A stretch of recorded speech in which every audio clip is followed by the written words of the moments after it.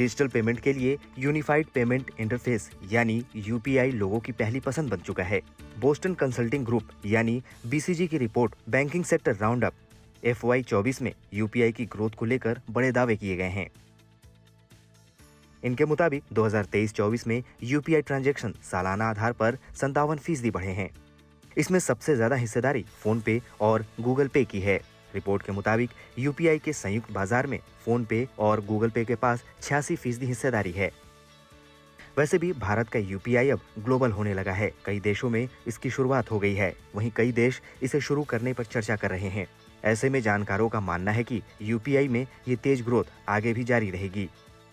अगर आप financial year 24 की बात करें इंडियन बैंक्स के बारे में, तो करीब 3 लाख करोड़ का उन्होंने टोटल नेट प्रॉफिट किया है, जिसकी प्रमुख भूमिका जो है वो 3 चीजों के ऊपर है। एक हाई क्रेडिट ग्रोथ हुई है, एक हेल्थी इनकम उन्होंने जनरेट किया है और गुड लोअर क्रेडिट ग्रोथ के हिसाब से। अगर आप टोटल हिसाब से बात करें तो प्राइवेट बैंक की करीब 25% के आसपास की ग्रोथ हुई है नेट प्रॉफिट में, जबकि पीएसबी बैंक की करीब 34% की ग्रोथ हुई है। बीसीजी की रिपोर्ट में बैंकिंग सेक्टर से जुड़े कई दूसरे आंकड़े भी पेश किए गए हैं। इसमें दावा किया गया है कि बीते 3 साल में क्रेडिट कार्ड ट्रांजैक्शन 2 गुना बढ़ा है, जबकि सालाना आधार पर डेबिट ट्रांजैक्शन में 43% की गिरावट आई है।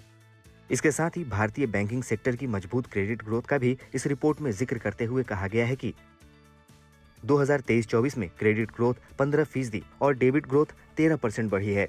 बीते कारोबारी साल में पहली बार बैंकिंग सेक्टर का कुल नेट प्रॉफिट 3 लाख करोड़ के पार गया है।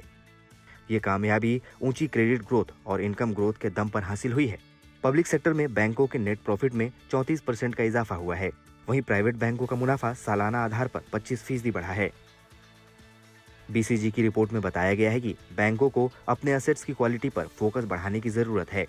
हालांकि अब बैंकों का कुल एनपीए 2.8% के निचले स्तर पर पहुंच गया है। रिपोर्ट में पब्लिक सेक्टर बैंक के एनपीए 3.5% और प्राइवेट बैंक का ग्रॉस एनपीए 1.7% से कम बताया गया है।